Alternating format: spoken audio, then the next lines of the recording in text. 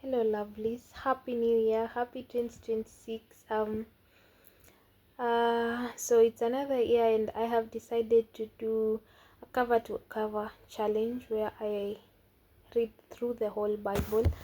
I have done this before, but the only difference I'm having now is I'm doing it chronologically, which means that I am doing it in the order of the events that happened and not in the order of the books that are in the Bible. So yeah, I look forward to walking that journey with you. I'll be sharing nuggets of what I learn here and there. That does not mean that is the exact definition of what is written. It's just the revelation or the understanding that I have, which might be biased. And may the Lord use me and guide us all and help me understand His word. So yeah, we're getting started on today. Or rather I read through Genesis 1 through to Genesis 3, and this is where the creation story begins. So we start with God creating the heavens and the earth, and then there was a time frame where the earth was void and formless, and darkness was there, and the Spirit of God was hovering. And then now we go to how everything was created in order of the days. So we have the lights, where He made the day and the night. Then we have the separation of the waters, of the skies and of the earth. And then day 3 we have the separation of the waters on the earth to form the dry land and the seas. And then on the dry land we have the sprouting of vegetation. On day 4 we have the lights that appear now in the skies that were done in day 2. So we have two major ones, that is the sun and the moon, that are used to tell the difference between the seasons, that is day and night. And we also have the stars. On day 5 we have the fish and the birds, and this is where we have like the first command of multiply, because which makes sense, because if it was to say the stars to multiply, then they would be coming up with new ones every time. And then day 6 we have the animals, and then now they sit together, that is God the Father, the Son, and the Holy Spirit sit together, and they're like, let's make man in our own image. And then they make man. And here is where we have the command of domination. And something that really stood out for me is that man is asked to reign over the things that are on land and the seas, that is things that are generally on earth and not the skies. So that was new information I had. I thought man was to dominate through and through, but he's to dominate over land, the creatures on the land, the seas, and the birds of the sky, but nothing above that can man dominate over. He's also given the command to be fruitful and multiply and also fill the earth and govern it, same to what the fish and the birds were given, so that everything is in order. And as we add chapter 1, so we have the commands on the diet, and something I realized is we were all created to be vegetarian or vegan. I really don't know the difference, but man was given seed-bearing plants and fruits from the trees, and every other wild animal was given every green plant. So I'm guessing that cannibalism,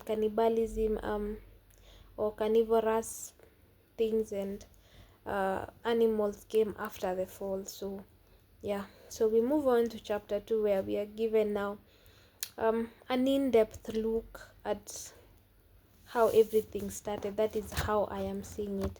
So it begins with telling us why there was nothing on land, and the reason was there was no rain and there was no one to tilt the land. I mean, the Lord couldn't tilt the land himself. He could, I mean, he would say the word, but not literally tilting the land. So naturally, with no rain from the skies, now the water came from the springs that came from underground. And this is something that struck me, because I remember now the first mention of rain was in Noah's Ark, which is somewhere along the line. So chapter 2 gives us a story of how man was formed formed from the dust, and then God breathed into him and he became living. And then as we go on, something that challenged me or really didn't make sense to me and is on chapter 1, where we have the vegetations on day 3, but now God is making planting. We can see him planting a garden. So I'm not sure if it's literal planting or it's just an intentional kind where now he wants to have specific things within the garden, so he's now making it more, he's customizing it for man. I think that is what I'd say. So he made the trees grow up, and then he placed 2 trees. That is the tree of life and the tree of knowledge of good and evil. Then we are given an explanation of the river that was going through Eden. And something that struck me hard on that is the river would separate that land into like four parts. And we also know that one, the earth is held up by four pillars or 4 cornerstones. That is seen in Job. And I don't know if it's a coincidence or it's a reminder, something, or referencing to that, but that really stood out for me. Now this is where we see God initiating the conversation of it's not good for man to live alone, and now he's gonna make man fall into a deep sleep. But before he does that, he brings all the animals to man to see how he will name them. For me, that reminds me of how God is always present, but he also needs you to do something. So he's given you talent, so he will not cause you or make you use them, but he will give you opportunities to utilize that talent, that gift. The same to what he was doing here with man. He was bringing them the animals, and then the man gets to name them, and he's just there, he's present.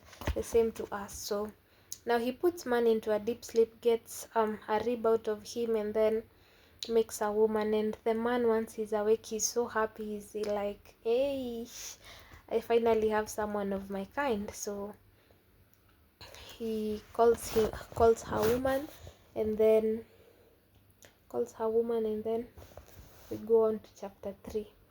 Remember, in chapter 2 is where man was told not to eat of the 2 trees, the tree of life and the tree of knowledge and evil. So in chapter 3 is where sin now comes in. The serpent was very shrewd, and it comes and asks, like, did God really say? And it asks the woman. Something that stood out for me is the woman was never directly told by God. She was told by Adam, somewhere that it's not recorded, because you can see from her response, she says, yes, we were told to not eat or even touch. Touch was not part of the command that was given by God before. So you can see that this is past information. So the Satan now, okay, not Satan, the serpent tells the woman, no, you won't die, it's just that your eyes will be open. The woman is convinced, and she eats and then gives her husband. Her husband was there with her, but we are not trying to play the blame game here. So God now comes walking in the evening, trying to find Adam. Adam says, I'm hiding because I'm naked. God asks why, and then who told you? So God is inviting a conversation with Adam to like understand. He's all knowing, yes, but he's inviting him to a conversation. Adam says, it's the woman you gave me. Now God asks Eve what happened. Eve says it's the serpent, and now God now curses the serpent, then curses Eve, then curses Adam. And because Adam sinned and he had been given the command, the land is cursed as well. And now God has a conversation between himself, that is the Father, the Son, and the Holy Spirit, and he's like, these people have already fallen, and now if they eat the tree of life, and they will be eternally sinful, so let's kick them out. And now he places cherubims at the gates, and yeah, that is where we end at the end of chapter 3. So man is chased out, and cherubims are at the door, and they are cast